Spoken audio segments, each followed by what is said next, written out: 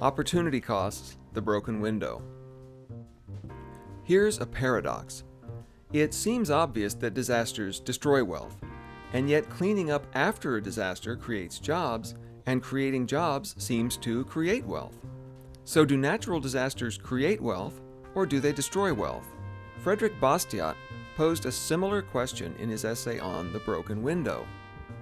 In that essay, he tells the story of James Goodfellow and his little boy who breaks a window. Obviously, James is annoyed, but then his neighbor tells him, "Look on the bright side. Broken windows create jobs for glassmakers, and glassmakers create jobs for bakers, and bakers create jobs for wine merchants. Broken windows create jobs in our neighborhood, and jobs create wealth." Now, there is one grain of truth here. Repairing broken windows does create jobs for window makers, but there is an unseen cost to doing so. The money that James spends to fix the window could have been spent on a new pair of shoes. That would have instead created a job for a shoemaker, and he too could have created jobs for bakers and wine merchants and all the rest. There is this difference though. After spending money to fix the window, James will have a functional window. But if the window had never been broken in the first place, then James still would have had a functional window, and he would have had a new pair of shoes as well. So the broken window actually made the neighborhood a little poorer by the value of a new pair of shoes, or poorer by the value of the broken window, which comes to the same thing.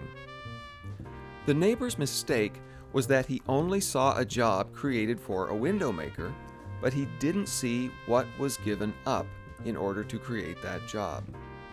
He ignored what economists call opportunity costs.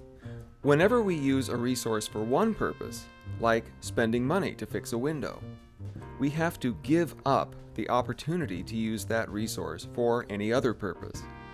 So in order to know whether the use of a resource has created wealth or not, we have to compare it with the alternative uses we had to forego. If the use we make of the resource is more beneficial than the other ways we might have used it, then we have created wealth. But if we missed the chance to do something else more beneficial with that resource, then we have destroyed wealth. The amount of wealth we have destroyed depends on how much better off we would have been had we done something else. More technically, the opportunity cost of a use of a resource is the value of the next highest valued alternative use of that resource.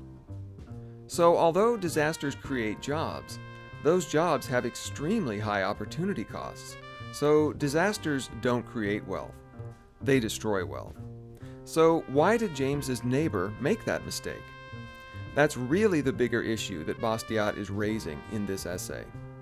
I think Bastiat expects that most people who read his essay will start out making the same mistake the neighbor made. And we don't just ignore the opportunity costs of fixing broken windows.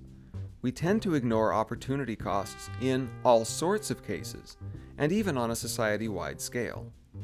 Why is that? Well, go back to the broken window. One effect of the broken window is that a job goes to a window maker. And that effect is something that happens. But the other effect of the broken window is that a job doesn't go to the shoemaker. In other words, the other effect is something that doesn't happen. That means that one effect is there for us to see, but the other effect is never there for us to see. And opportunity costs are always effects of that second type. Opportunity costs are hard to see for the simple reason that they are alternatives that never take place. Opportunity costs are things that never happen. That's why opportunity costs remain hidden in the shadows, just like the shoemaker in Bastiat's story. So I think the really important point that comes out of Bastiat's essay is that it takes special effort to train ourselves into the habit of always looking in the shadows for hidden opportunity costs. And that is the central habit of the economic way of looking at the choices that we make.